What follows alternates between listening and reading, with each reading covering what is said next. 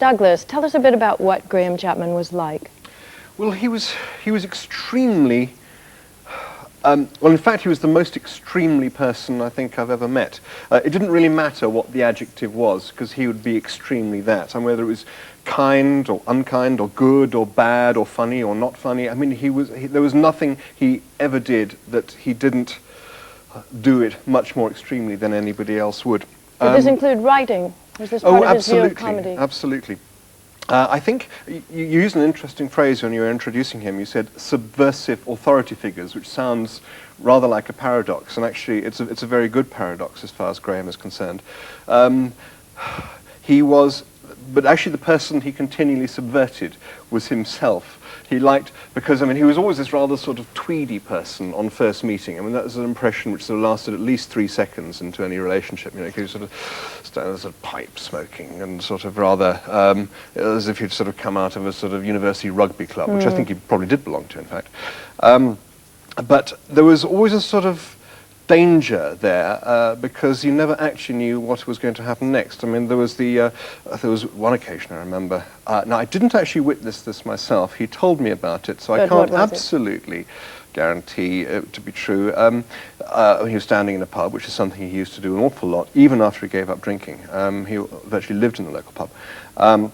And he got rather irritated at being served rather slowly at the bar, and he was sort of standing there with a sort of pipe, and after a while I suddenly realised that he was actually sort of slapping his penis rather impatiently against the bar to attract the barman's attention. So there's this sort of constant setting himself up as one thing in order to surprise you again and again and again. Was this part of the way he worked? Was it part of his role in the whole Monty Python phenomenon? Well, I think it's funny because in one way he was very much a sort of team person, because he needed to have a team to disrupt.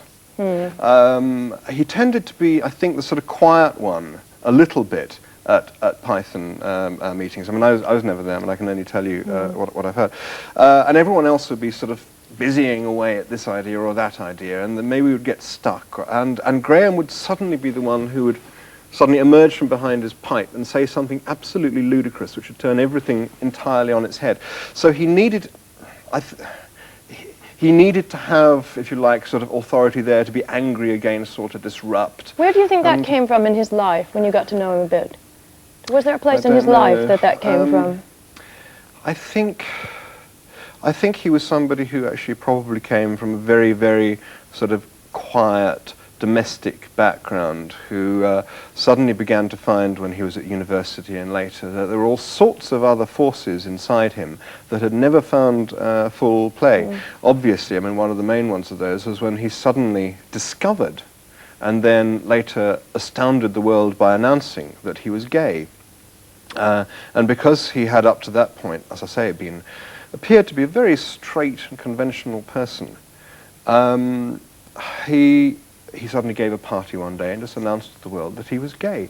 But that simplicity is part of his whole thing, the fact that he could undermine an authority figure with extreme simplicity and still get the laughs. Give you an example of the way he used to work with John Cleese, which was, I mean, that was the classic team, because John is very, very meticulous, very disciplined, very logical, and Graham, again, would work to disrupt the way that John worked. He worked against Yes, that. exactly. Yes. So John would have be working around the sketch about somebody returning a defunct toaster, and Graham would say, you know, I think it should be a parrot, and it should be a dead parrot.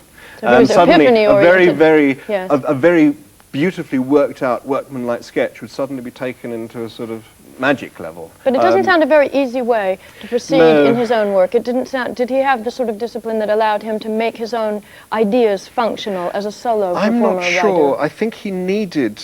I mean, he certainly had the sort of quietest career since the Pythons broke up, and I think suddenly not having things to react against, I think, was a bit of a problem for him. I don't know. I could be wrong about that, but I think.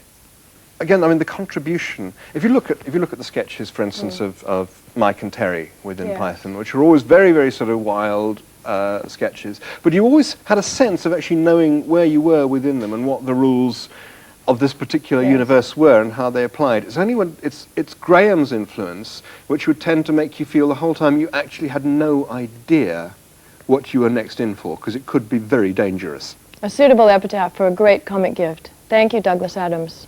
And now, a reminder of Graham Chapman's formidable talent. John Cleese, with his Monty Python writing partner, Graham Chapman, who died last night. That's all from this evening. The Late Show will be back next Monday at 11:15. Good night.